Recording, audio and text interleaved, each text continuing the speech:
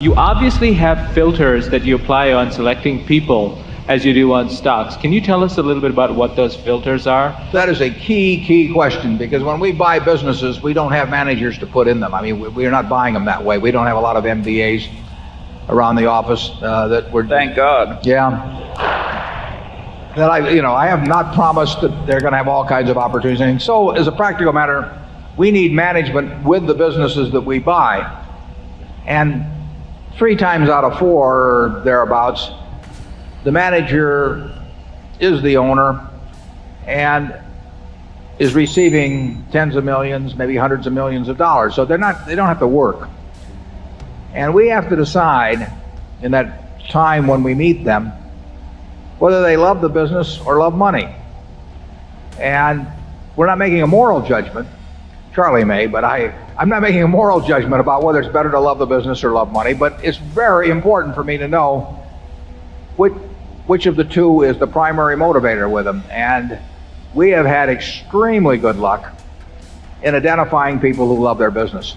So all we have to do is avoid anything that, on our part, that diminishes that love of the business or makes other conditions so intolerable that they overcome that love of the business. And we have a number of people working for us that have no financial need to work at all, and they probably outwork 95% or more of the people in the world, and they do it because they love smacking the ball. And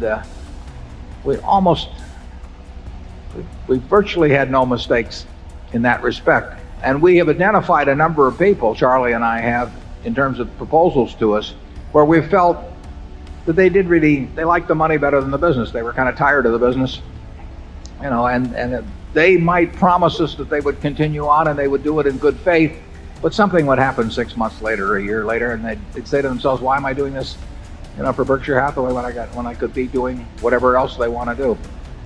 I can't tell you exactly what filter it is that we put them through mentally, but I can tell you that if you've been around a while, I think you can have a pretty high batting average in coming to those conclusions, as you can about other aspects of human behavior. I'm not saying you can take 100 people and take a look at them and analyze their personalities or anything of the sort, but I think when you see the extreme cases, the ones that are going to cause you nothing but trouble, or the ones that are going to bring you nothing but joy, I think you can identify those pretty well. Charlie? Well, yeah, I think it's pretty simple. You've got integrity, intelligence and experience, and dedication. And that's what human enterprises need to run well. And we've been very lucky in getting this marvelous group of associates to work with all these years. But we filter out a lot of people. And then they say, how do you filter them out? I would say, and I think Charlie will agree with this, people give themselves away fairly often, and maybe it does help to have been around as long as we have, in seeing the various ways they give themselves away.